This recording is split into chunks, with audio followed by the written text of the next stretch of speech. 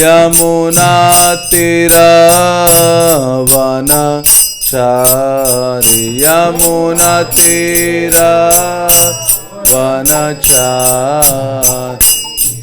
जय राधा माधव कुंज बिहारी जय माधव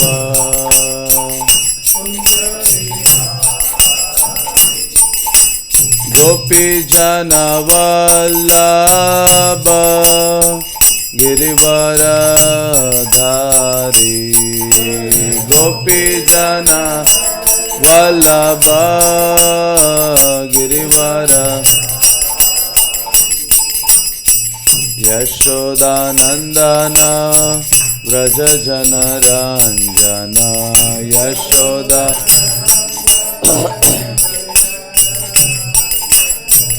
यशोदानंदन व्रज जन रंजन यशोदा नंदन व्रज जन रंजन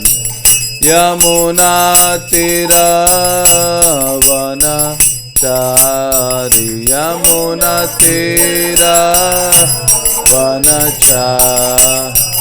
यमुनातीरवनचारि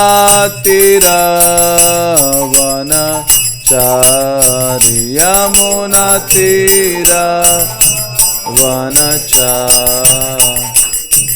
जय राधा माधव राधा माधव श्री राधे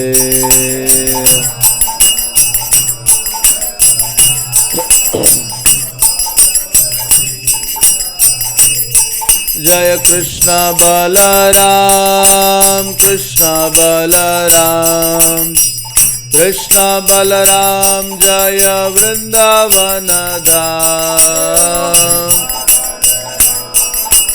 कृष्ण बलराम जय वृंदावन जय राधा श्याम सुंदर राधा श्याम सुंदर श्री राधे जय राधा श्याम सुंदर राधा श्याम सुंदर जय गौरनिताय गौरनिताय गौरनिताय जय गौरनिताय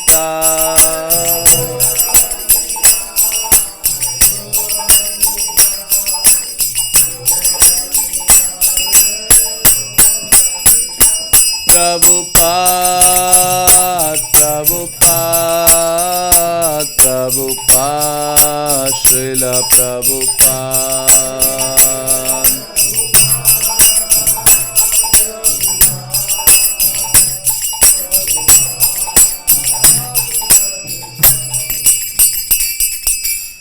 जय ओम विष्णुपाद परमहंस परिव्राजकाचार्य अष्टोत्तर शत श्रीमद इस डिवाइन ग्रेस ऐसे भक्ति वेदांत स्वामी श्रील प्रभुपाद के इस्कॉन बीबीटी फाउंडर आचार्य श्रील प्रभुपाद के श्री श्री कृष्ण बलराम की श्री श्री राधा श्याम सुंदर की श्री श्री गौर निताय की समवेत गौर भक्त वृंद की निताय गौर प्रेमानंदे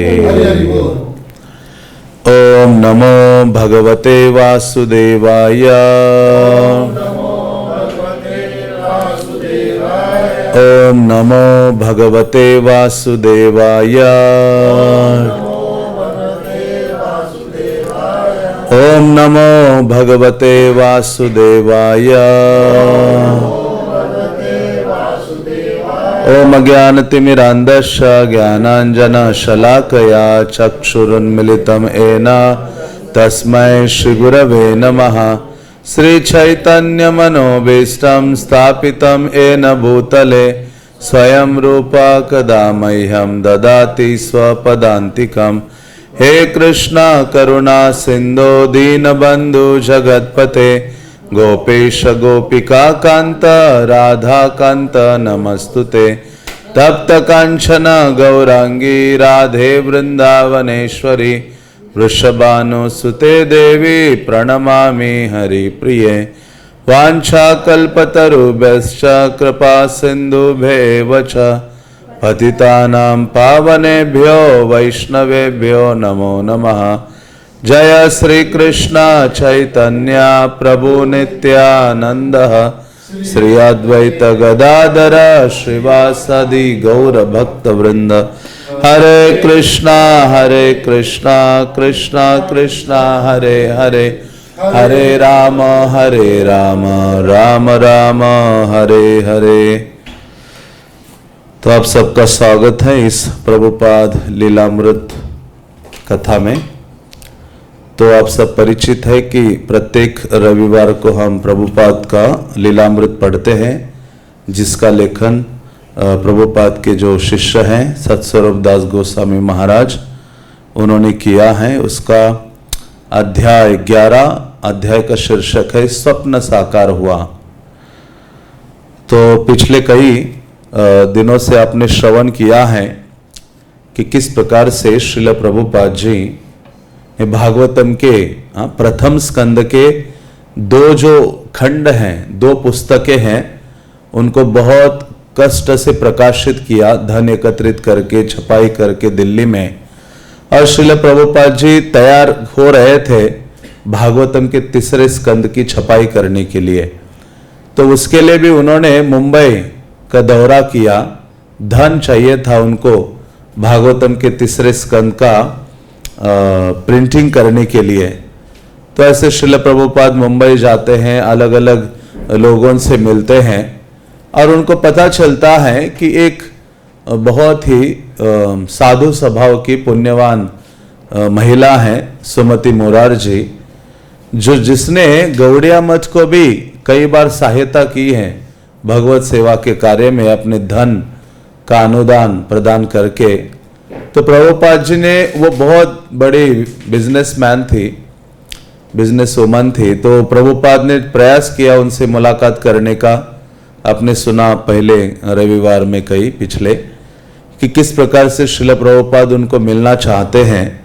और मिलने के लिए श्रील प्रभुपाद उनके ऑफिस के सीढ़ियों में बैठते हैं, उनको अलाउ नहीं करते हैं जो चौकीदार है अंदर जाने के लिए।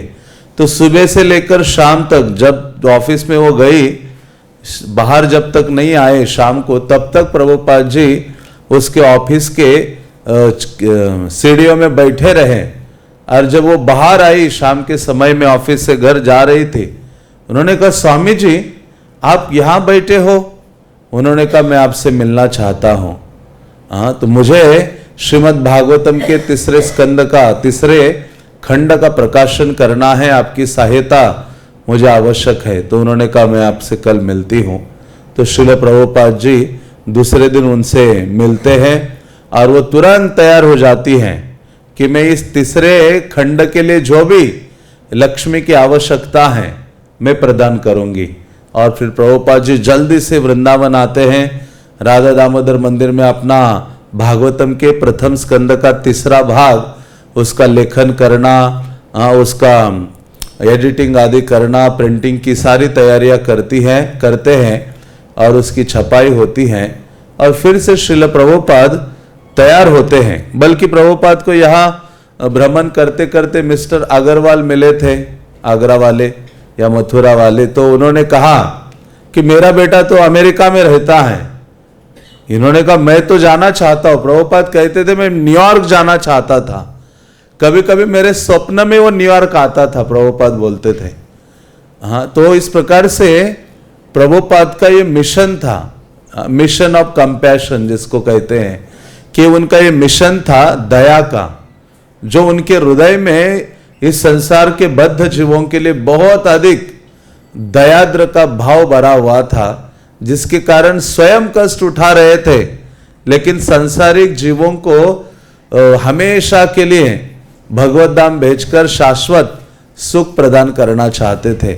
तो प्रभुपाद ने कहा अरे मैं जाना चाहता हूं, आपके बेटे को बोलो कि मुझे वो वहां से स्पॉन्सरशिप लेटर भेजे जिसके द्वारा मैं अमेरिका जाना चाहूंगा।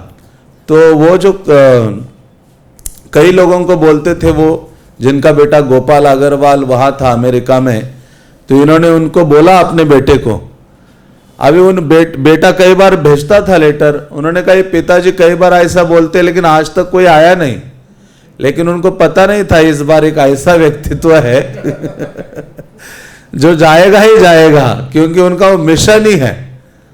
तो उन्होंने तो वहां से प्रभुपाद तैयारियां कर रहे थे, पासपोर्ट उनको मिल गया। प्रभुपाद ने पासपोर्ट का एड्रेस, छिपीवाड़ा मंदिर जो है दिल्ली का, उस मंदिर का एड्रेस डाला, अपना नाम डाला, पिता का नाम डाला, उस एड्रेस पर पासपोर्ट बनाया और प्रभुपाद को पासपोर्ट कुछ दिनों में प्राप्त हुआ। पी फॉर्म वगैरह कई सारी चीजें, सारी तैयारियां कर रहे थे और अचानक उनको वो वहां से वो लेटर प्राप्त हो गया कि आपको वो स्पॉन्सरशिप लेटर मिला है गवर्नमेंट से। वो लेटर आया कि आप तैयारी करिए, जा सकते हैं आप। तो प्रभुपाद बहुत आनंदित हो जाते हैं। लेकिन दूसरा देखते हैं कि मुझे अभी अमेरिका जाना है, लेकिन मेरे पास ना धन है टिकट के लिए, ना कोई भी चीज नहीं थी, कैसे जाऊं मैं। तो फिर प्रभुपाद फिर से मुंबई के लिए निकलते हैं सुमति मोरारजी के पास, और उनके पास जाकर फिर से उनको निवेदन करते हैं। तो सुमति मोरारजी कहती है कि मेरे जो ऑफिस के लोग कह रहे हैं कि ये स्वामी जी क्या मरने के लिए अमेरिका जा रहे हैं, जाना चाहते हैं। ये क्या आयु है अमेरिका जाने की, 70 साल के हो गए हो आप, और ये उचित नहीं है। तो उन्होंने कहा नहीं, प्रभुपाद फिर भी अपना उत्साह नहीं खोया। यही है, भक्त भगवत सेवा में कितनी भी बाधाएं आती हैं तो हमेशा किसी ना किसी परिस्थिति में, चाहे वो अनुकूल हो प्रतिकूल हो, कभी भी उत्साह अपना घटाता नहीं है, क्योंकि उसका लक्ष्य बड़ा है। हम इस संसार में अलग अलग गुणों से प्रभावित रहते हैं, कभी उत्साहित होते हैं तो कभी पूरा निरुत्साहित होकर भक्तिमय जीवन में गिर पड़ते हैं। तो लेकिन प्रभुपाद का लक्ष्य बहुत बड़ा था और उनका अनुराग भगवान से बहुत गहरा था। इसी कारण से प्रभुपाद अपने शिष्यों को भी आगे चलते कहते थे कि मैंने अपने जीवन में कभी छोटा सोचा नहीं। मुझे हमेशा आदत रही है क्या सोचने की, बड़ा सोचने की। इसलिए तो कोई संत, कोई साधु ऐसा सोच सकता है मुझे अमेरिका जाके प्रचार करना है और अंग्रेजी भाषा में सारे ग्रंथों का अनुवाद करने में लगे पड़े हैं जिनके पास धन बिल्कुल नहीं था। तो ऐसे श्रील प्रभुपाद फिर से सुमति मोरारजी को अप्रोच करते हैं और वो सुमति मोरारजी उनको प्रयास करती है कि आप कहाँ जा रहे हो, मरने के लिए जा रहे हो क्या। लेकिन उन्होंने कहा नहीं, मैं बहुत बड़ी सेवा करने के लिए जा रहा हूं, मुझे जाना है। आपके पास इतने माल वाहक जो जहाज है समंदर से जाती हैं, उनमें से किसी एक में बिठा के मुझे भेजो। तो देखा कि ये वृद्ध व्यक्ति का जो दृढ़ निश्चय है ना, भजते माम दृढ़ व्रता, ऐसा किसी में नहीं है। इसलिए तो महात्मा का ये लक्षण है, सततम कीर्तयन्तो माम, कि वो सतत भगवत कीर्तन गुणगान में निमग्न रहता है, जिसके कारण वो भगवान का दृढ़ता से भजन करता है। तो प्रभुपाद को कोई हिला नहीं सका अपने लक्ष्य की पूर्ति के प्रति। उनका जो विश्वास था वो बहुत दृढ़ था, अटल था। तो ऐसे प्रभुपाद ने कहा मुझे जाना ही जाना है। उस सुमति मोरारजी ने कहा ठीक है, मैं आपको मेरे एक मालवाहक जहाज से आपको भेज दूंगी। तो प्रभुपाद तैयार हो जाते हैं और जब वहां गए थे तो मुंबई में ही रहे। तो वो सुमति मोरारजी ने उनके वर्कर्स के लिए जो सिंधिया कॉलोनी बनाई थी उसी में से प्रभुपाद को एक रूम दिया, प्रभुपाद उसमें रहने लगे। और प्रभुपाद के पास एक ट्रंक था जिसका इस्तेमाल करते थे और अपना लेखन का कार्य है वो सब करते थे। और कभी कभी वहां जो लोकल लोग थे उनको भी प्रवचन देते थे। वहां के लोग देखते थे कि ये जो व्यक्ति है हमेशा बिजी दिखाई देता है, कभी ऐसे खाली ने उनको देखा नहीं है। 70 साल आयु हो गई थी प्रभुपाद की, कि हमेशा वो सब कह रहे हैं कि हमने प्रभुपाद जी को जब भी देखा वहां सिंधिया कॉलोनी में मुंबई में, सदैव वो हरि नाम ले रहे थे, कभी लेखन कर रहे थे तो गीता भागवत के श्लोकों का उच्चारण कर रहे थे। मतलब हमेशा भगवत सेवा में वो नियुक्त थे। तो असली पहचान होती है हमारी जब हम अकेले होते हैं। हाँ, उस समय हम क्या करते हैं? भक्तों के बीच में तो हम बहुत सद्व्यवहार और सब चीजों में लगे रहते हैं, लेकिन हमारी परीक्षा होती है कि जब हम अकेले होते हैं तब क्या करते हैं एकांत में। तो श्रील प्रभुपाद को देखा गया कि वो निश्चित बहुत तत्पर थे, और वहाँ लोकल जो कुछ लोग थे उनको बुलाते थे घर में, उनको प्रवचन देते थे, और हमेशा प्रभुपाद का उत्साह बना हुआ था। और वहाँ एक स्त्री थी मिसेस नागराजन, उन्होंने कहा, स्वामी जी आपके इस कार्य को देखकर तो ऐसे लगता है कि एक दिन निश्चित रूप से आप अपना जो लक्ष्य है उसको प्राप्त करके रहेंगे। हाँ, तो यही है सीक्रेट, रहस्य क्या था? अपने आध्यात्मिक गुरु के प्रति पूर्ण निष्ठा और भगवान के प्रति भी उतनी ही पूर्ण निष्ठा। यही मंत्र है भगवत भक्ति में सफल होने का। यश देवे परा भक्तिर यथे देवे तथा गुरु। जैसे कृष्ण के प्रति स्ट्रांग अनुराग भावना है सेवा की, वैसी ही भावना गुरु के प्रति भी होनी चाहिए। वो आध्यात्मिक जीवन की सफलता का एकमात्र रहस्य है। तो ऐसे श्रील प्रभुपाद वहाँ रहते थे, और वहाँ का ये वर्णन हो रहा है। प्रभुपाद मुंबई में है अभी, सिंधिया कॉलोनी में, और वहाँ एक व्यक्ति थे मिस्टर नागराजन, वो भी बोलते हैं, वो कहते हैं, स्वभाव से वे बहुत मिलनसार और सीधे साधे थे। हमारे मित्र उन्हें कुछ रुपए देते तो वो कहते ठीक है, इससे सहायता होगी। वे हमारी कॉलोनी से अंधेरी स्टेशन पैदल जाते थे। 2 किलोमीटर का मार्ग था, और वे बिना बस लिए पैदल जाते थे, क्योंकि उनके पास पैसे नहीं थे। 2 किलोमीटर का मार्ग आदि प्रतिदिन प्रभुपाद जो भी चला करते थे, क्योंकि उनके पास धन नहीं था, लेकिन भगवत सेवा करने की बहुत बड़ी निष्ठा थी। इसलिए कहते हैं कि कृष्ण की सेवा में निष्ठा के साथ कोई व्यक्ति लगता है बिना स्वार्थ आदि के, तो कृष्ण सारी व्यवस्था करते हैं ताकि वो कृष्ण की बहुत अच्छे से सेवा कर सके। तो आगे लिखते हैं, भक्तिवेदांत स्वामी ने माय मिशन मेरा लक्ष्य शीर्षक से एक पन्ना छाप रखा था, और वे उसे प्रभावशाली व्यक्तियों को इसलिए दिखाया करते थे कि उनसे उन्हें श्रीमद् भागवत के प्रकाशन के लिए वित्तीय सहायता मिलेगी। उस मुद्रित पन्ने में उनकी ये प्रस्तावना थी कि वर्तमान भौतिकतावादी समाज की बुराइयों को दूर करने के लिए भगवत चेतना ही एकमात्र औषधि है। तो प्रभुपाद ने एक छोटा सा पेज छाप के रखा था, मानो वो जैसे ऐड देते हैं, हम आजकल व्हाट्सएप में कुछ भेजते हैं मैसेज या दिखाते हैं ऐड वगैरह, या छोटा वीडियो बना के दिखाते कि ये हमारा कार्य है, हम यहाँ प्रसाद वितरण कर रहे हैं, आप कुछ डोनेशन दीजिए। तो लेकिन प्रभुपाद ने क्या किया था, एक छोटा सा पेज छाप के रखा था, और जिसमें वो बड़े बड़े जो प्रभावशाली व्यक्ति थे, धनी व्यक्ति थे, उनको वो दिखाते थे, और भागवत आदि के बारे में उसमें उन्होंने लिखा था। और अलग अलग जो लोग थे बड़े बड़े, जिन्होंने उनके ग्रंथों की स्तुति की थी, प्रशंसा की थी, उसका भी उन्होंने उसमें उल्लेख किया था, ताकि वो दिखाकर उनसे सहायता वो प्राप्त कर सके कि आगे जो श्रीमद् भागवतम है उसका वो प्रकाशन कर सके। तो प्रभुपाद ने उसमें ये भी लिखा था कि ये भौतिकतावादी जो समाज है, इसमें जो जितनी बुराइयां हैं उनको दूर करने के लिए जो सबसे बड़ा साधन है वो है भगवत चेतना लाना समाज के अंदर। जैसे पिछली बार हमने इसमें पढ़ा था कि प्रभुपाद लिखते हैं कि भ्रष्टाचार कदापि खत्म नहीं हो सकता जब तक संसार में ये 4 चीजें बनी रहेगी जो हम पालन करते हैं, अवैध संग नहीं, मांसाहार नहीं, नशा नहीं आदि।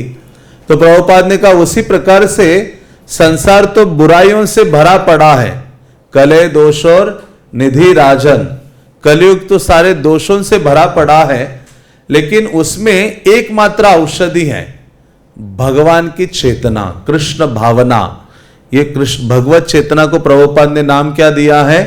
कृष्ण भावना दिया है। और आपने आंदोलन का नाम भी वही रखा। तो प्रभुपाद ने कहा यही एकमात्र औषधि है। यदि समाज का सुधार होना है तो लोगों की चेतना को सुधार करना होगा। इसलिए प्रभुपाद के बारे में चैतन्य महाप्रभु ने कहा था चैतन्य मंगल में कि मेरा एक सेनापति भक्त पाश्चात्य जगत में जाएगा और वो कैसे लोगों की चेतना को शुद्ध करेगा? संकीर्तन खड़ग लैया हाथे, उसके हाथ में तलवार होगी और वो तलवार संकीर्तन की होगी। हाँ, उसके द्वारा वो लोगों की चेतना को शुद्ध करेगा। तो इसलिए सारी जो समस्या है हमारे भौतिक जीवन की, या पुनरपि जननम पुनरपि मरणम, वो केवल हमारी चेतना के कारण है। इसलिए पूरा जो जीवन का सारा प्रयास, सारी जो भी उपलब्धियां हैं, सारी योग्यताएं हैं, उन सबको लगाना चाहिए अपनी चेतना को शुद्ध करने के लिए। बाह्य शुद्धता कोई आवश्यकता नहीं है, आवश्यक है, लेकिन उससे भी श्रेष्ठ क्या है? आंतरिक जो भगवत हमारी चेतना दूषित हो गई है, अलग अलग योनियों में भ्रमण करते हुए, अलग अलग शरीरों में जाकर इस संसार का भोग करते हुए उस भगवत चेतना को शुद्ध करना। इसलिए प्रभुपाद कहते थे, मेरे गुरु महाराज कहा करते थे कि इस संसार में कोई कमी है तो केवल एक चीज की कमी है, और वो है कृष्ण भावना की कमी है। ऐसे भक्ति सिद्धांत सरस्वती कहा करते थे। अन्य चीजें विपुल मात्रा में अवेलेबल है। कोई कहेगा अरे कई लोग पढ़े हुए हैं जिनके पास संसाधन नहीं है, लेकिन कुछ ऐसे लोग हैं जिन्होंने ज्यादा इकट्ठा करके रखा है, इसलिए दूसरों के पास नहीं है। भगवान ने सबके लिए व्यवस्था कर रखी है। अभाव किसी चीज का नहीं है। इस संसार में अभाव है तो कृष्ण चेतना का है, कृष्ण भावना का है। कृष्ण भावना न होने के कारण ही लोगों में अत्याहार, आवश्यकता से अधिक संग्रह करने की भावना आ गई, और संग्रह कर करके कुछ लोग कष्ट पा रहे हैं, कुछ लोग अपने पास धन आदि का संग्रह कर रहे हैं। तो प्रभुपाद कहते हैं समाज की बुराइयों को दूर करने का एकमात्र औषधि है कृष्ण चेतना। इसलिए प्रभुपाद ने जितना भी ये कार्यक्रम हमें दिया है वो केवल चेतना की धुलाई करने के लिए दिया है। उसके ऊपर जोर दिया है चैतन्य महाप्रभु ने, चेतो दर्पणः मार्जनम। जितना अधिक चेतना पर हम काम करेंगे उतना ही हम अधिक अग्रसर होंगे भक्तिमय जीवन में। इसलिए सुबह से ही ये सफाई शुरू हो जाती है, ब्रह्म मुहूर्त में उठने से। इसलिए प्रभुपाद कहते थे जो व्यक्ति सुबह उठता नहीं है ब्रह्म मुहूर्त में, उठना सीख नहीं रहा है, तो ऐसा व्यक्ति आध्यात्मिक जीवन में आगे नहीं बढ़ सकता। उसके आध्यात्मिक जीवन की शुरुआत ही नहीं हो सकती जो व्यक्ति सुबह उठना शुरू नहीं किया है। तो इस प्रकार से सारा जो ये कार्य श्रील प्रभुपाद ने हमें दिया है वो चेतना को सफाई करने के लिए दिया है, और वही एकमात्र औषधि है कृष्ण भावना। वैज्ञानिक उन्नति और भौतिक सुविधाओं के होते हुए भी संसार में शांति नहीं है। इसलिए भगवत गीता और श्रीमद् भागवत का जो भारत की कीर्ति है प्रसार सारे संसार में होना चाहिए। ये प्रभुपाद का मिशन है। ये प्रभुपाद ने एक छोटा सा पन्ना लिखा था जिसमें ऊपर टाइटल लिखा था माय मिशन, मेरा मिशन क्या है, मेरा लक्ष्य क्या है। तो उसमें ये सब लिखा था। तो प्रभुपाद की जानते थे, प्रभुपाद की इच्छा थी कि संसार में शांति आदि लाने के लिए केवल एकमात्र कार्य करना होगा, और वो है गीता और श्रीमद् भागवतम का प्रचार। इसलिए ये दो ग्रंथ बहुत महत्वपूर्ण हैं। महाराष्ट्र में एक संत हुए हैं तुकाराम, उन्होंने अपने गीतों में लिखा है, गीता भागवत करिति श्रवण अखंड चिंतन विठोबाचे। वो कहते हैं कि भगवान का निरंतर चिंतन का मतलब क्या है कि गीता और श्रीमद् भागवतम का अध्ययन करना, गीता और भागवतम का श्रवण करना, बारंबार श्रवण करना। बारंबार उसका पान करना, जितना अधिक गीता भागवत का हम पान करते रहेंगे, पीते रहेंगे, उतना ही कृष्ण स्मरण हमारा बढ़ेगा। इसलिए प्रभुपाद ने इन 2 ग्रंथों पर सर्वाधिक जोर दिया है और उसका प्रभाव हम देख सकते हैं। पूरे संसार में लोगों के हृदय में क्रांति आ गई है। कोई किसी भी देश, प्रदेश, वर्ण, रंग आदि का, नस्ल का क्यों ना हो, ये 2 ग्रंथों के आश्रय से व्यक्ति के जीवन में बहुत बड़ा परिवर्तन आया है। इसलिए हमें भी अपने जीवन में भगवत गीता और श्रीमद् भागवतम का प्रतिदिन अध्ययन करने का प्रयास करना चाहिए, श्रवण आदि करना चाहिए। कितना कष्ट उठाया है, ऐसा कोई नहीं कर सकता। अपना जीवन लगा दिया श्रीमद् भागवतम के लिए। कल में एक प्रभुपाद के शिष्य बोल रहे थे, तो उन्होंने कहा, उस लेटर में था कि प्रभुपाद जी कह रहे थे अपने भक्तों को, वो काफी आयु हो गई थी, कि आप सब मेरे लिए प्रार्थना करो कि मैं ये शरीर छोड़ने से पूर्व श्रीमद् भागवतम को पूरा कर सकूं। अपने भक्तों को बारंबार प्रभुपाद प्रार्थना करते थे। कहते थे भक्तों की प्रार्थना से ही हर चीज संभव होती है। इसी कारण से श्रील प्रभुपाद ने इतना कष्ट उठाया है, इतना उसकी कोई सीमा नहीं है, हम अनुभव नहीं कर सकते। मतलब प्रतिदिन इस चीज के बारे में सुनना चाहिए और प्रतिदिन जैसे हम शयन के लिए जाते हैं, सोने के लिए जाते हैं, प्रभुपाद का स्मरण करते हुए हृदय में बहुत बड़ी कृतज्ञता की भावना व्यक्त करनी चाहिए। श्रील प्रभुपाद जी, आपके कारण मैं आज हरि नाम ले पाया हूं, आपके कारण मैं थोड़ी सी सेवा कर पा रहा हूं, और सदैव उनके प्रति याचना करनी चाहिए। प्रभुपाद वो शक्ति संपन्न आचार्य है। इसलिए भक्ति विनोद ठाकुर कहते हैं, एकाकी आमार नाहि पाय बल, हरि नाम संकीर्तने, तुम्हें कृपा करी श्रद्धा बिंदु दिया, देह कृष्ण नाम धने। हे वैष्णव ठाकुर, अकेले मुझ में कोई शक्ति नहीं है, आप मेरे ऊपर कृपा कीजिए, तब मैं भगवान नाम ले सकूंगा, भगवान की कुछ छोटी सी सेवा कर सकूंगा। इसलिए हमें गर्वित नहीं होना चाहिए अपने अपने छोटे से उपलब्धियों से, छोटे से सेवाओं से। कोई गर्वित अहंकार का भाव नहीं होना चाहिए। हमें श्रील प्रभुपाद की उपलब्धियों को देखना चाहिए और सदैव अपने आप को छोटा सोचते हुए उनके चरण धूलि की कामना करनी चाहिए। और यही शिक्षा चैतन्य महाप्रभु ने हमें दी है, कि हे भगवान के प्रति प्रार्थना करते हुए महाप्रभु कहते हैं कि आपके चरण कमल के धूलि का मुझे कण बना लीजिए। कोई बड़ा भक्त बना लीजिए नहीं, धूलि के कण का क्या वैल्यू है। तो इसलिए यह महत्वपूर्ण है कि प्रतिदिन प्रभुपाद के प्रति हृदय में गहरी कृतज्ञता की भावना होनी चाहिए। प्रभुपाद के लिए हमारा जीवन, जीवन क्या, करोड़ों जीवन प्रभुपाद के चरणों में हम अर्पित करेंगे तो भी उनकी जो कृपा है हमारे ऊपर जो हुई है उससे कभी मुक्त नहीं हो सकते।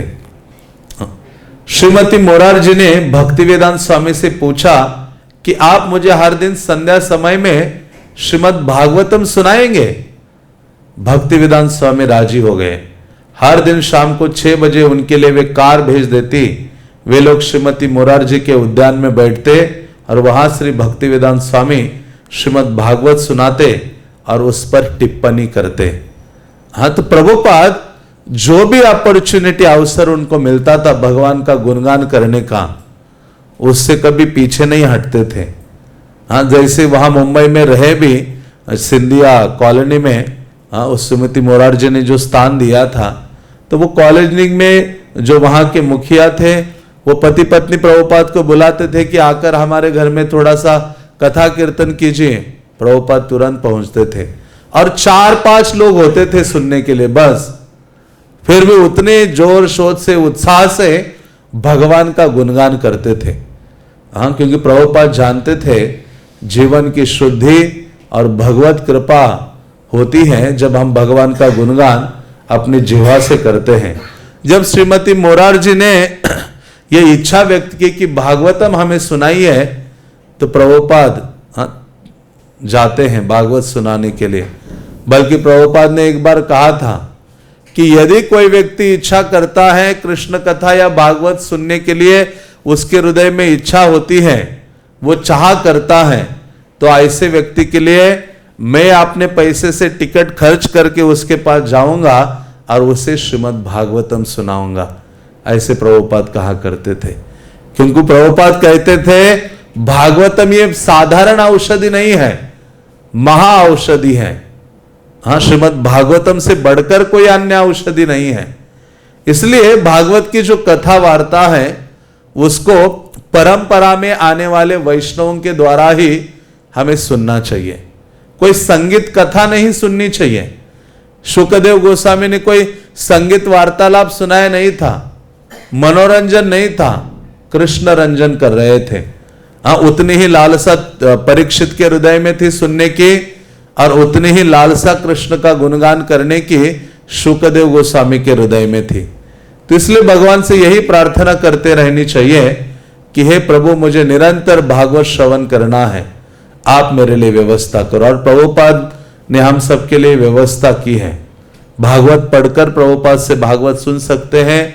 उनके भक्तों के माध्यम से, परंपरा के ये वैष्णवगण है, उनके माध्यम से श्रीमद् भागवतम को हम सुन सकते हैं। परंपरा में श्रवण आदि करने से क्या होता है, चित्त की शुद्धि जल्दी होती है और कृपा अनुकंपा हमें प्राप्त होती है। इधर उधर श्रवण करने से आपको इंफॉर्मेशन बहुत मिलेगी, मानो लगेगा कि अरे अच्छा ये भी पता चल गया, वो भी पता चला, लेकिन यहां कुछ नहीं होने वाला, यहां कभी शुद्धि होने वाली नहीं है।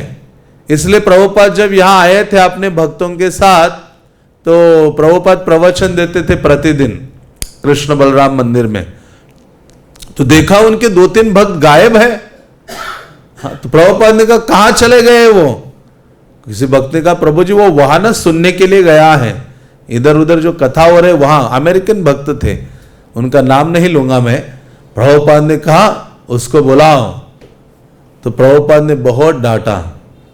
हाँ, तो प्रभुपाद चाहते थे, क्योंकि परंपरा के माध्यम से ही कृपा आती है, आगे बढ़ती है। इसलिए प्रयास करना चाहिए कि हम बहुत बड़े गौड़िया परंपरा में हैं। चैतन्य महाप्रभु साक्षात कृष्ण अवतीर्ण हुए हैं इस परंपरा में। तो इस परंपरा में गीता भागवत आदि का श्रवण करते हैं, विनम्रता का भावना धारण करके, तो चित्त की शुद्धि होती है। तो जैसे सुमति मोरारजी ने कहा मैं श्रीमद् भागवतम सुनना चाहती हूं, तो आप तैयार हैं? आप सुनाएंगे? बहुत विनम्रता से उन्होंने अप्रोच किया था। सुमति मोरारजी बहुत धार्मिक व्यक्तित्व वाली वो स्त्री थी, और मानो देखो कितनी बड़ी कृपा की है। उन्होंने अमेरिका जाने के लिए प्रभुपाद को वो जगह दी उस जहाज में, जिसके कारण हम सब वैकुंठ जाने वाले जहाज में बैठे हैं अभी। हाँ, प्रभुपाद वो जहाज से इतना कष्ट उठाए हैं और करोड़ों लोगों को वैकुंठ जाने वाले जहाज में बिठा दिया है। हाँ, ये उनके जो मंदिर है वो क्या है? वैकुंठास है। प्रभुपाद कहते थे मेरे मंदिर क्या है? वैकुंठ है। तो ऐसे श्रील प्रभुपाद जी को जब बुलाया तो वो प्रभुपाद जाया करते थे। तो यह स्वयं सुमति मोरारजी बोलती हैं, वो कहती हैं वे संध्या समय आते थे और श्लोकों को लय में गाकर सुनाते थे, जैसा कि भागवत पाठ में प्राय होता है, और वे स्थान स्थान पर टिप्पणी करते जाते थे। भागवत की कथा में प्रश्न और उत्तर चलते ही है, पर उनकी सारी टिप्पणियां भागवत से ही होती थी। इस प्रकार वे आते बैठते, मुझे भागवत की व्याख्या सुनाते और चले जाते। वे मेरे लिए समय देते, मैं उन्हें ध्यान से सुनती थी। ये 10-15 दिन तक चला। हाँ, तो प्रभुपाद 10-15 दिन श्रीमद् भागवतम उनको सुनाए हैं। सिंधिया की सहायता और संयुक्त राज्य में जमानत पा लेना उनकी बड़ी उपलब्धियां थी, और सिंधिया के कर्मचारियों की सहायता से उन्हें 28 जुलाई 1965 को वीजा प्राप्त हो गया। लेकिन पी फॉर्म की कार्यवाही मंद गति से चलती रही और डर लगने लगा कि कहीं वह अंतिम अलंघ्य बाधा न साबित हो। तो उन दिनों बहुत कठिन था, पी फॉर्म प्राप्त करना भी कि बैंक में आपके ऊपर कोई लोन आदि ये सब चीजें हैं नहीं है। हाँ, तो प्रभुपाद को वीजा आदि सब मिल गया था। अब प्रभुपाद अभी यहाँ बोलते हैं, श्रील प्रभुपाद, पहले बाहर जाने पर कोई रुकावट नहीं थी, लेकिन मुझ जैसे सन्यासी को भी बाहर जाने के लिए सरकार की अनुमति मिलने में इतनी कठिनाई हो रही थी। मैंने पी फॉर्म पाने के लिए प्रार्थना की थी, लेकिन पी फॉर्म मिल नहीं रहा था। तब मैं स्टेट बैंक ऑफ इंडिया में गया। वहां के अधिकारी श्रीमान मर्तरचारी थे। उन्होंने कहा, स्वामी जी, आपकी जमानत एक प्राइवेट व्यक्ति ने दी है, इसलिए हम स्वीकार नहीं कर सकते। यदि आप किसी संस्था द्वारा आमंत्रित होते तो हम विचार करते, किंतु आप एक प्राइवेट व्यक्ति द्वारा 1 मास के लिए आमंत्रित हैं, और 1 महीने बाद यदि आप कठिनाई में पड़ गए तो बहुत सारी बाधाएं उत्पन्न होगी। अब प्रभुपाद को 1 महीने का ही मानो वीजा था या अलाउड था, लेकिन उनका संघर्ष कितना है। 1 महीना वहां रहने के लिए पूरा जहाज से 1 महीना सफर कर रहे हैं। हाँ, तो इतना बड़ा उनके हृदय में दृढ़ विश्वास है कि नहीं, इतना कष्ट उठाने के लिए तैयार है। तो प्रभुपाद वहां जाते हैं, लेकिन मैं जाने के लिए सारी तैयारियां कर चुका था। इसलिए मैंने पूछा, आपने क्या किया है? वे बोले, मैंने आपको पी फॉर्म न देने का फैसला किया है। वो सरकारी अधिकारी सेवक कहता है कि मैं तो सोचा हूं आपको पी फॉर्म नहीं दूंगा। मैंने कहा, प्रभुपाद कहते हैं, नहीं नहीं, ऐसा ना करें। अच्छा हो कि आप मुझे अपने ऊंचे अधिकारी के पास भेज दे। ऐसा नहीं होना चाहिए। उन्होंने मेरी प्रार्थना स्वीकार कर ली और मेरी फाइल विदेशी विनिमय विभाग के मुख्य अधिकारी जैसे किसी के पास भेज दी। वो स्टेट बैंक ऑफ इंडिया का सबसे बड़ा अधिकारी था। मैं उससे मिलने गया। मैंने उसके सचिव से कहा, क्या आपके पास ऐसी कोई फाइल है? कृपा करके आप उसे श्रीमान राव के सामने रखिए, मैं उनसे मिलना चाहता हूं। सचिव राजी हो गया और उसने फाइल रख दी और श्रीमान राव से मिलने वालों में मेरा नाम लिख दिया। मैं प्रतीक्षा कर रहा था। श्रीमान राव स्वयं मेरे पास चले आए। उन्होंने कहा, स्वामी जी, मैंने आपका काम कर दिया है, चिंता ना करें। हाँ, तो ये है, ऐसा नहीं है कि भक्त है तो कष्ट नहीं आएगा। हाँ, लेकिन हमें प्रयास, भगवान क्या देखते हैं, हमारा प्रयास कितना कर रहे हो उनकी सेवा के लिए। माता यशोदा बहुत प्रयास कर रहे थे। तब लंबे समय के बाद भगवान ने कहा, अच्छा चलो बांध ही दो आप मुझे। तो प्रभुपाद का ये संघर्ष चल ही रहा था। यह अध्याय का शीर्षक ही है, स्वप्न साकार हुआ। हाँ, हमने पिछले कई रविवारों में सुना था। प्रभुपाद भारत में यहां सोच रहे थे कि मैं अरे मुंबई जा सकता हूं, कानपुर जा सकता हूं, कलकत्ता जा सकता हूं, सब जगह जा सकता हूं, तो मैं अमेरिका क्यों नहीं जा सकता? ये विचार आया तो उन्होंने इस पे काम करना शुरू किया और उसके लिए इतना संघर्ष किया।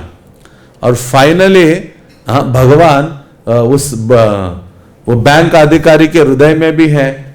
जब प्रभुपाद की इतना दृढ़ इच्छा थी भगवत सेवा की, ऐसे नहीं कि उनको घूमने के लिए जाना था कि चलो अभी थोड़ा सा जीवन बचा है, थोड़ा सा अमेरिका का दर्शन करके भी आता हूं। नहीं, हाँ, कभी कभी भक्त लोग यही विचार करते, यहां बैठकर वृंदावन में होकर भी वो विचार करते कि अमेरिका दिवोवास। हाँ, मेरी अभिलाषा, मोर यही अभिलाष कि संसार के सब जगह का वास मुझे मिले। लेकिन प्रभुपाद वास करने के लिए नहीं जा रहे थे।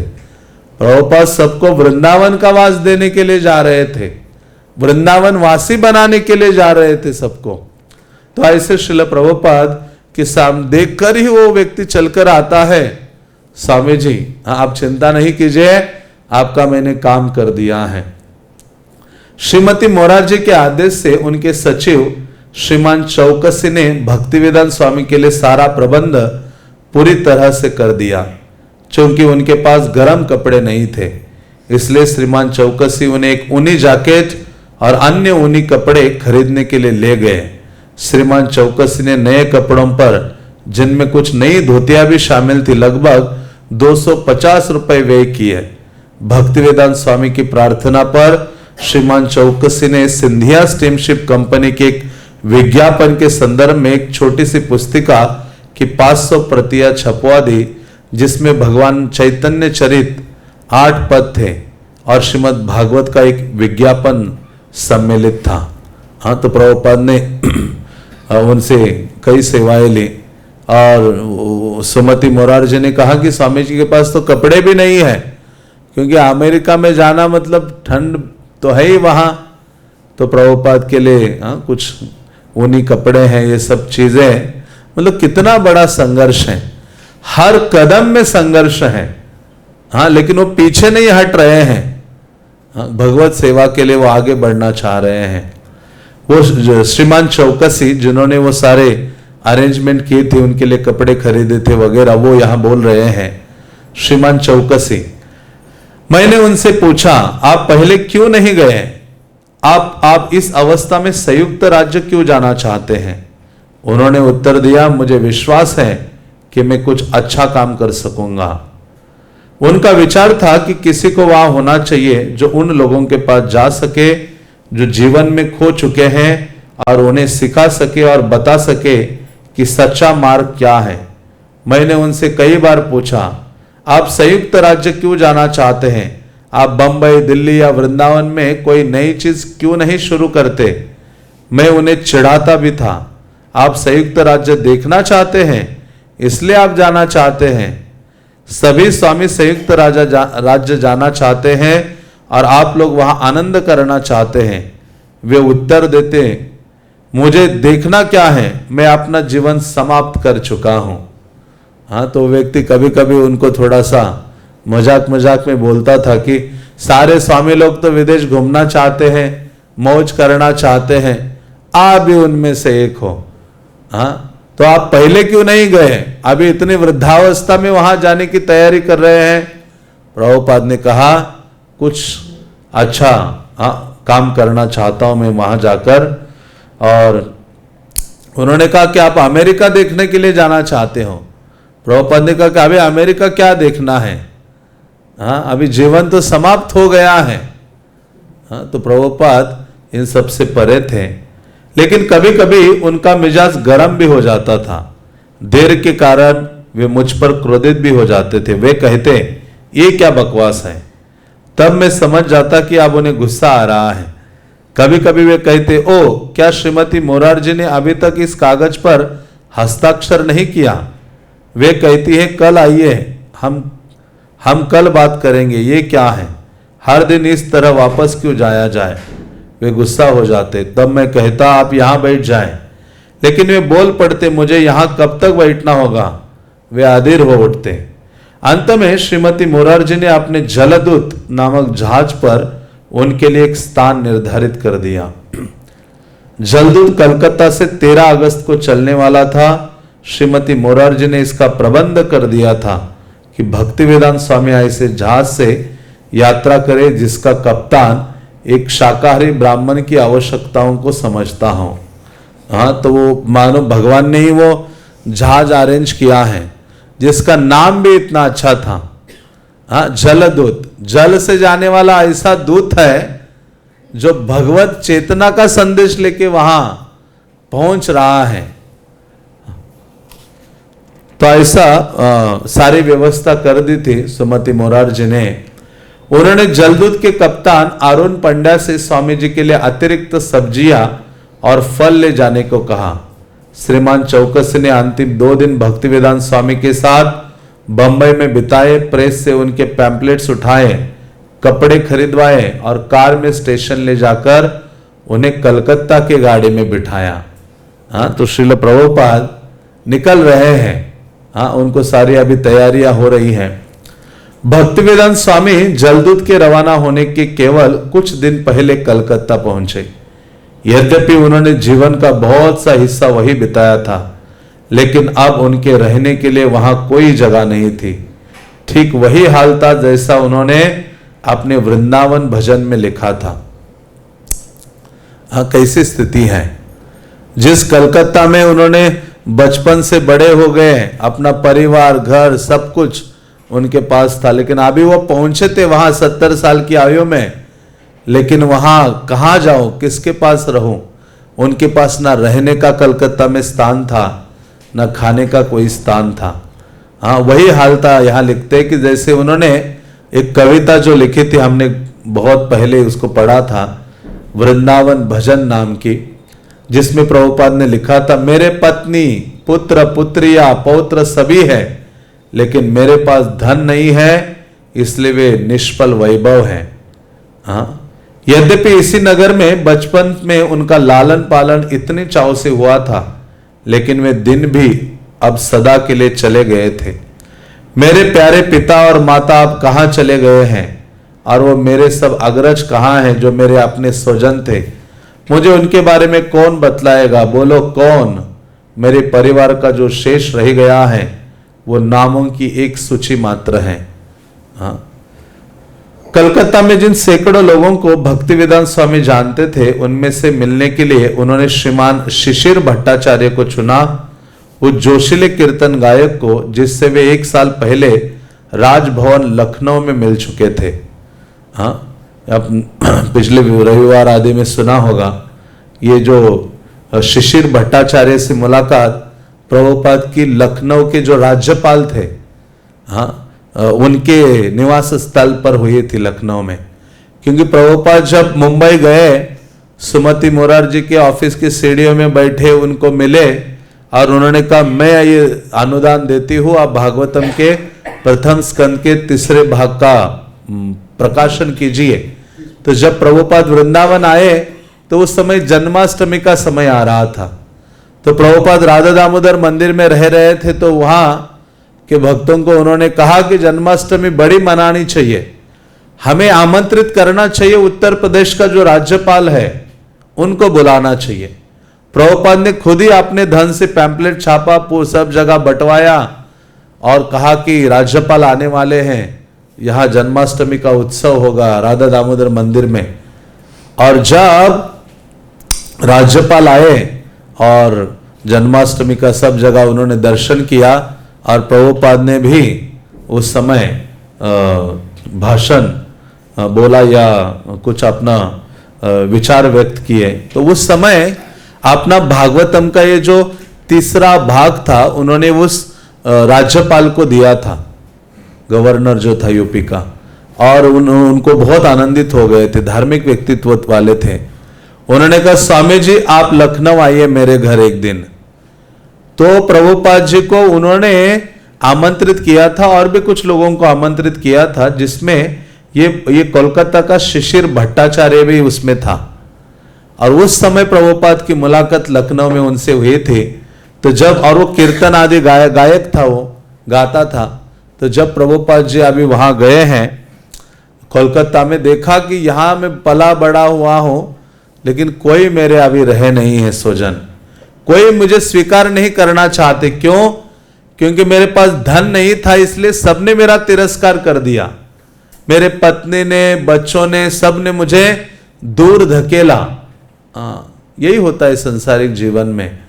हाँ, क्योंकि माता पिता कितना कष्ट सहन करते हैं, या जो पति हैं कितना धन अर्जन करने के लिए अपना जीवन लगा देता है, और वो प्रयास करता है जितना अधिक से अधिक अच्छी सुविधाएं अपने परिवार को प्रदान करने का प्रयास करता है, लेकिन फिर भी उन्हें संतुष्ट नहीं कर पाता। ये संसार का नियम ही है, आप किसी को संतुष्ट कर ही नहीं सकते, क्योंकि उसके हृदय में इतना बड़ा गड्ढा है।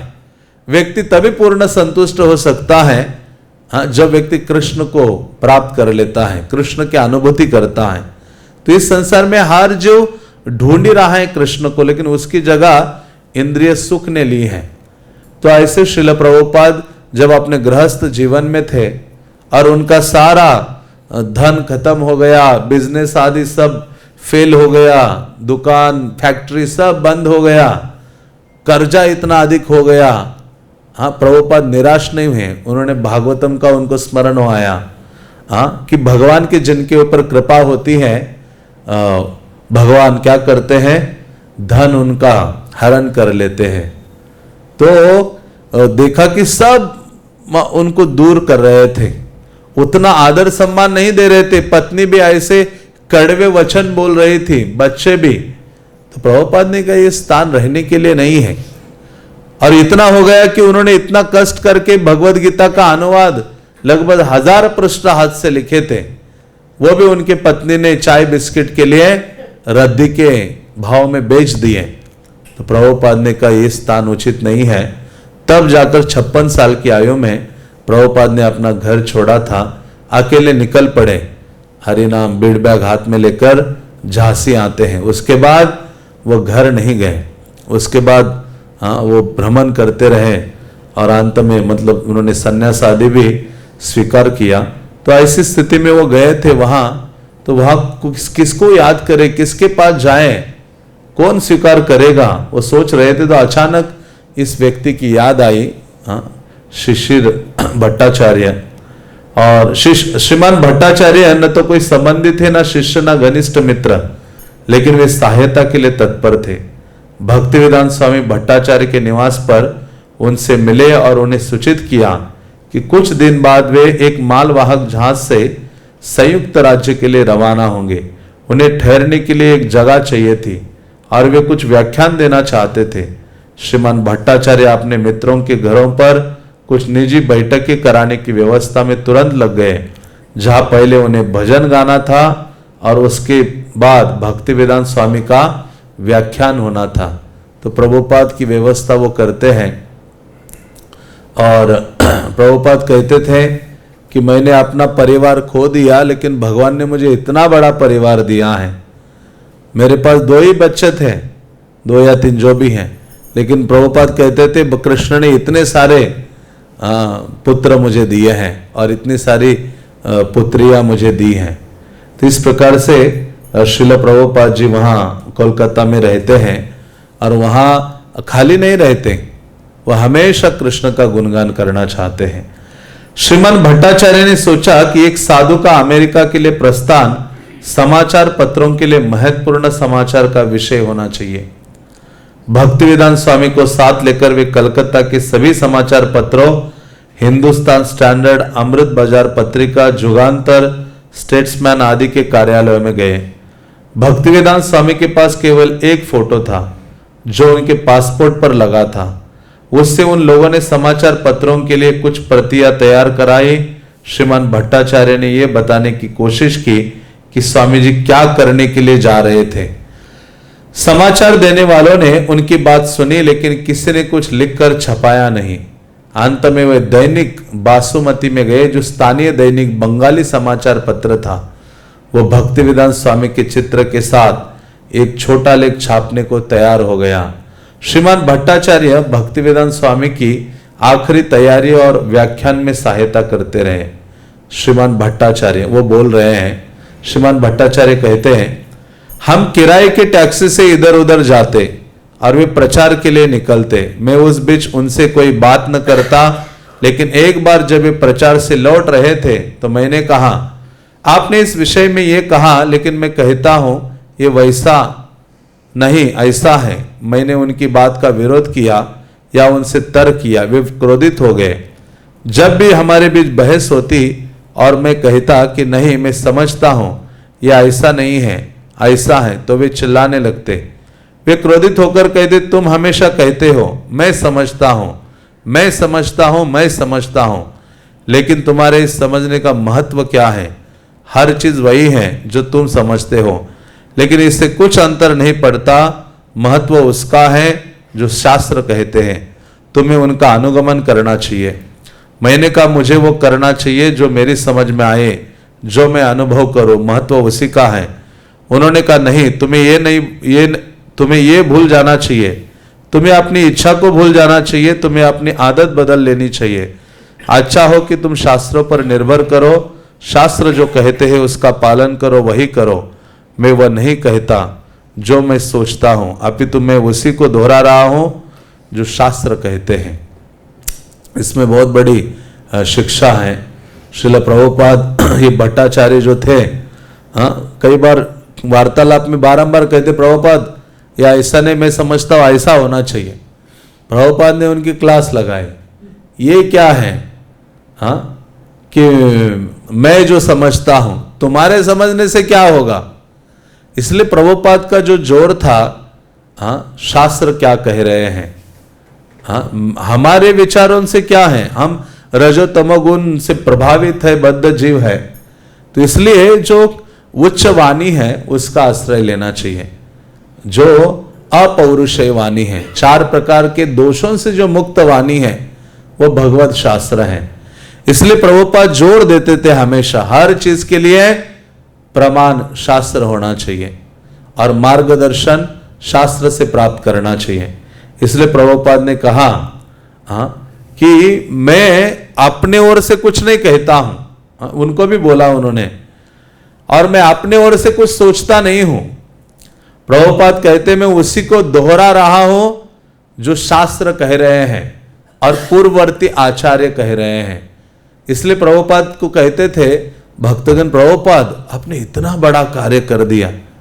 प्रभुपाद ने कहा मेरी एकमात्र योग्यता थी कि मैंने जो संदेश मेरे गुरु से प्राप्त किया था, शास्त्रों से प्राप्त किया है, उसको यथावत आगे रखा है, उसमें कुछ मिलावट मैंने नहीं की है। यही मेरी सफलता का रहस्य है, यही मानो एक मेरी योग्यता है, प्रभुपाद कहते थे। इसी कारण से मनगढ़ंत कार्य या विचार प्रस्तुत नहीं करने चाहिए। अब मनगढ़ंत किसी विषय की व्याख्या नहीं करनी चाहिए। हाँ, मेरी समझ में ऐसा है नहीं, आचार्य क्या कह रहे हैं, शास्त्र का समझ क्या है। तो इस प्रकार से श्रील प्रभुपाद शुरुआत से ही इस बात पर बहुत फिक्स थे, दृढ़ थे कि शास्त्रों को यथावत प्रस्तुत करना। इसलिए प्रभुपाद ने भगवद गीता का अनुवाद किया और प्रिंटिंग के लिए भेजा, तो भी उसके ऊपर लिखवाया Bhagavad Gita as it is, Bhagavad Gita Yatharup, जैसे भगवान ने कहा है, संदेश दिया है, यथावत आगे प्रस्तुत की है। प्रभुपाद ने कोई मिलावट नहीं की है। इसलिए प्रभुपाद ने कहा यही एकमात्र योग्यता है। जिस प्रकार से पोस्टमैन लेटर उसे प्राप्त होता है, वो अपना कर्तव्य करता है आगे पहुंचाने का, उसी प्रकार से परंपरा से जो संदेश मुझे प्राप्त हुआ है, उसी को ही यथावत मैंने लोगों के सामने आगे रखा और उसका ये बहुत बड़ा परिणाम दिखाई दे रहा है। तो इसलिए प्रभुपाद बहुत ये थे, उनका श्रद्धा था शास्त्रों के प्रति। इसलिए साधु गुरु शास्त्र इनके वाणी का आश्रय लेना चाहिए और उनकी बात से हम अपने विचारों को ढालना चाहिए। रवाना होने के एक दिन पहले भक्तिवेदांत स्वामी श्रील भक्ति सिद्धांत सरस्वती की समाधि का दर्शन करने निकट में स्थित मायापुर गए। तदनंतर वे कलकत्ता लौट आए। अब वे तैयार थे।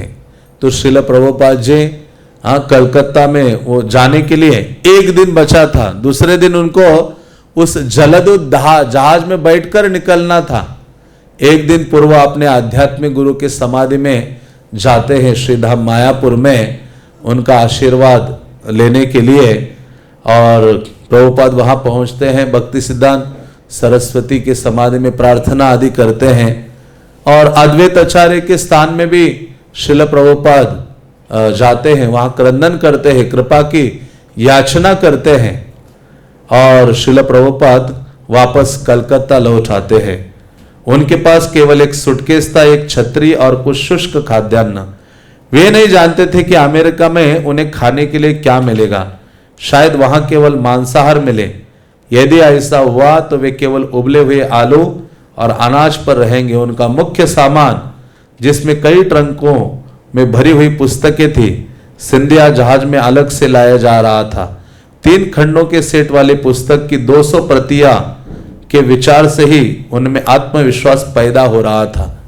तो श्रील प्रभुपाद जी को पूछा, क्या आप अमेरिका जा रहे हो? प्रभुपाद ने कहा, मैं अमेरिका नहीं जा रहा हूं, श्रीमद् भागवतम अमेरिका जा रहा है, मैं उसका सेवक बनकर अमेरिका जा रहा हूं। तो ऐसा भागवतम के प्रति प्रभुपाद की बहुत गहन निष्ठा थी और प्रभुपाद जानते थे कि जीव के हृदय में क्रांति लाने वाला एकमेव जो ग्रंथ है वो श्रीमद् भागवतम है। और जैसे ही वो भागवतम के प्रथम स्कंद के 3 खंड प्रस्तुत हुए थे, जिसको ट्रंकों में भरकर वो जलदूत जहाज की ओर लाने वाले थे, तो प्रभुपाद उन विचारों से इतने आनंदित हो गए कि श्रीमद् भागवतम जा रहा है। हमें अकेला नहीं हूँ, साक्षात भगवान आपने साहित्य का अवतार या शब्द अवतार के रूप में अमेरिका जा रहे हैं और उनके हृदय में इतना विश्वास पैदा हो जाता है। तो इस प्रकार से श्रील प्रभुपाद ने चिंता नहीं की कि मुझे वहां क्या खाने को मिलेगा नहीं मिलेगा, मैं जीवित रहूंगा, नहीं। उनको केवल इच्छा थी आध्यात्मिक गुरु की आज्ञा का पालन करना है और चैतन्य महाप्रभु की जो शिक्षा है, चैतन्य महाप्रभु की जो वाणी है, उसको मुझे बद्ध जीवों तक पहुंचानी है।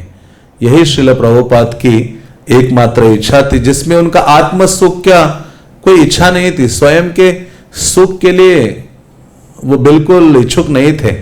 वो सदैव जीवों को शाश्वत सुख प्रदान करने की उनकी इच्छा थी। इसलिए हमने पढ़ा था, प्रभुपाद ने एक छोटा सा पन्ना छपा था जिसका नाम उन्होंने लिखा था माय मिशन, मेरा लक्ष्य क्या है। तो उनका मिशन कंपैशन का मिशन है और जिसके लिए श्रील प्रभुपाद अमेरिका के लिए निकल रहे हैं।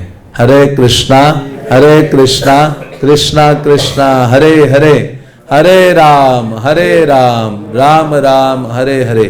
पतित पावन श्रील प्रभुपाद की निताई गौर प्रेमानंदे।